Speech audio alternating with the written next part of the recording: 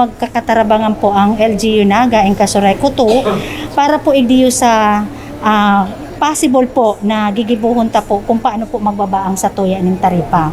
So initially po committed man po kami sa Naga for collaboration kung ano po ang mga projects na pwede min po na gibuhon para po ide. So may mga options na po kami na nanutaran and iyan po aram naman ni Mayor pigkuhan niya man po si mga options and nag-assured man po ang si Mayor Ligasyon na matabang po siya sa Kasureco 2. Dakula po ang pagpapasalamat kang Kasureco 2 and behalf po kang board para po ide sa intervention po kang city government para po sa Kasureco 2. So hopefully po ma-realize po iniyo mga ngunyan pong taon. So hinihingo kami man po and best effort po ang Kasureco 2 management and the board para po sa member consumer na arami man po na grabe na po talaga ang pag-agrangay kang taripa.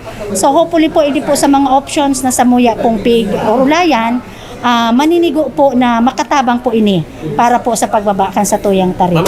Igo po kami ning mga pera pong options na pagkaurulayan. So ang primero po nga ni kayan, ini pong ikakonduser mi po ning CSP, ini pong competitive selection process sa pagkikipagkontrata po sa kuryente. So iyan po is probably po mag-go man po yan, ngunyan pong second quarter kang taon. And ang second option po kayan, may hinahalat lang po kami kayan ning approval hali po sa DOE para po magpustro na po itong gigibuhon mi po ning CSP. So ang next option po kayan, since igwa po kita ning kontrata sa PISAM, so baka po igwa po kita ning option na makahagad po ning additional pang capacity. Kung may available po si PISAM, baka po by the second quarter makahagad po kita ning additional capacity po sa PISAM para much lower man po girari ang itatao sa ning taripa and iyan po makakakontribute man po sa pagbabakan sa tuya ning rate. Next po kaya ning option, ini pong mga pigaadalan pa po ngunyan kang may mga kaulay naman po kitang mga power generators kaya ini pong i-construct na embedded generation plant. Hindi po within the franchise area kang Kasureco 2. So igwa na po kayan ang board ng pig-issue ng board resolution regarding po duman sa mga suppliers na nagkakandak po ng DIS, itong distribution impact study or feasibility studies. Kung saan po kita pwedeng magbugtak ng embedded na renewable generation plant para po makapag-supply sa Kasureco. So iyan pong embedded pong iyan, gusto pong sabihon, ang kuryente po dahil na po maagi sa grid, bali dahil na po siya maagi pong NGCP line, diretso na po yan sa linya kang kooperatiba. So mababawas po dyan, ito pong transmission cost na pigbabayaran ta pa po sa NGCP. Pero as of now po kaya, ang satuya po ngunya na kadakla na nag-o-offer na mga renewable energy generators, nag-aabot po ang offer nindang 5 to 7 pesos po yan. So hopefully po kung marirealize po ni within this year, so dakula po ang magiging impact. And iyan po ang pigtatarabangan mi po kang city government para po marealisar ang mga options pong ini na makakatabang.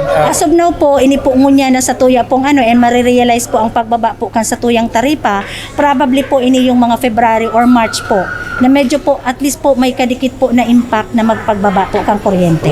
So at least po sana po dahil man po ipag-ano kang mga member consumer pero the board and management po kang kooperatiba Kasureco 2 is nagigibo po talaga ning remedyo, nagigibo po talaga ning gabos pong isperso para po maitaomi po ang maray na supply, maray na taripa, as in maray na serbisyo sa satuya po mga member consumers. Pero ito po kayang sa law of supply and demand, although po yan talaga sa merkado ang nangyayari dahil pag alangkawon po talaga ang demand, pag kulay ang supply, malangkaw po talaga ang taripa. Pag dakula man po ang konsumo mo, bako ito po kayang sa law of supply and demand, bako po to sa konsumo ka mga member consumer. Nadakol po itong sa tuyang pigbabakal, supposedly po, mababa man po si taripa. Dahil kung hilingon ta po kaya ang computation na pigtatasar po sa member consumer base po sa ruling kang ERC, ang satuya po kaya ning divisor po is bako po si member consumer, the number of billed consumer, kundi po kilowatt hour consumption. So gusto pong sabihin, si konsumo mo po, si kabilugan po kan total na binabakal, over po kan si kilowatt hour man po energy na binakalta. So Ayo po. Pero ito pong law of supply and demand, duman po to sa market.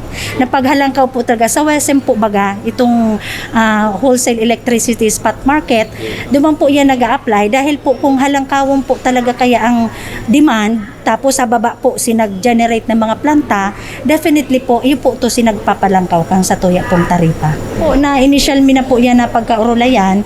So, iyo po to si sinasabi ko pong may collaboration si Kasureco 2 and LG Unaga.